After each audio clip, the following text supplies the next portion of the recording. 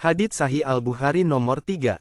Telah menceritakan kepada kami Yahya bin Bukair berkata, telah menceritakan kepada kami dari Al-Laits, dari Ukail, dari Ibnu Syihab, dari Urwah bin Az-Zubair, dari Aisyah ibu kaum muminin, bahwasanya dia berkata, permulaan wahyu yang datang kepada Rasulullah Shallallahu Alaihi Wasallam adalah dengan mimpi yang benar dalam tidur.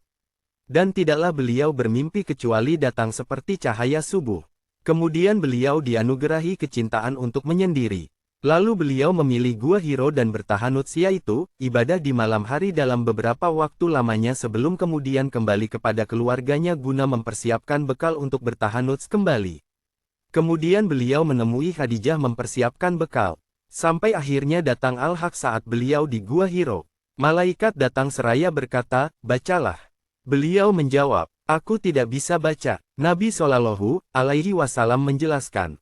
Maka malaikat itu memegangku dan memelukku sangat kuat kemudian melepaskanku dan berkata lagi, bacalah.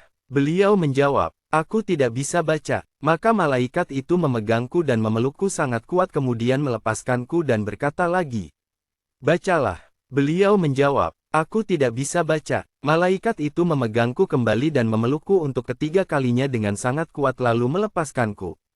Dan berkata lagi, bacalah dengan menyebut nama Tuhanmu yang menciptakan. Dia telah menciptakan manusia dari segumpal darah. Bacalah, dan Tuhanmulah yang maha pemurah. Nabi Shallallahu Alaihi Wasallam kembali kepada keluarganya dengan membawa kalimat wahyu tadi dalam keadaan gelisah. Beliau menemui Khadijah binti Khawailid seraya berkata, selimuti aku, selimuti aku. Beliau pun diselimuti hingga hilang ketakutannya. Lalu beliau menceritakan peristiwa yang terjadi kepada Khadijah. Aku mengkhawatirkan diriku. Maka Khadijah berkata, demi Allah, Allah tidak akan mencelakakanmu selamanya. Karena engkau adalah orang yang menyambung silaturahim.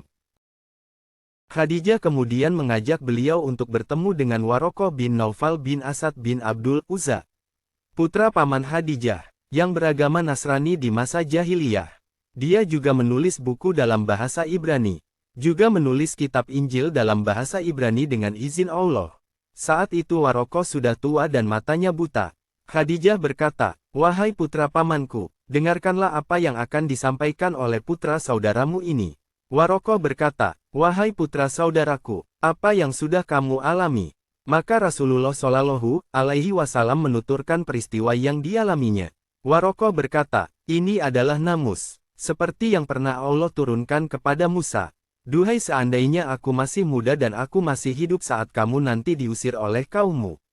Rasulullah Shallallahu Alaihi Wasallam bertanya, apakah aku akan diusir mereka? Warokoh menjawab, iya, karena tidak ada satu orang pun yang datang dengan membawa seperti apa yang kamu bawa ini kecuali akan disakiti, dimusuhi. Seandainya aku ada saat kejadian itu, pasti aku akan menolongmu dengan sekemampuanku. Warokoh tidak mengalami peristiwa yang diyakininya tersebut karena lebih dahulu meninggal dunia pada masa fatroh atau kekosongan wahyu. Ibnu Syihab berkata, telah mengabarkan kepadaku Abu Salamah bin Abdurrahman bahwa Jabir bin Abdullah Al-Ansari bertutur tentang kekosongan wahyu. Sebagaimana yang Rasulullah Shallallahu Alaihi Wasallam ceritakan, ketika sedang berjalan aku mendengar suara dari langit. Aku memandang ke arahnya dan ternyata malaikat yang pernah datang kepadaku di Gua Hiro, duduk di atas kursi antara langit dan bumi. Aku pun ketakutan dan pulang, dan berkata, selimuti aku, selimuti aku. Maka Allah Ta'ala menurunkan wahyu. Wahai orang yang berselimut, sampai firman Allah dan berhala-berhala tinggalkanlah. Sejak saat itu wahyu terus turun berkesinambungan. Hadits ini juga diriwayatkan oleh Abdullah bin Yusuf dan Abu Sholih juga oleh Hilal bin Radat dari Az-Zuhri. Dan Yunus berkata, dan Mamar menyepakati bahwa dia mendapatkannya dari Az-Zuhri.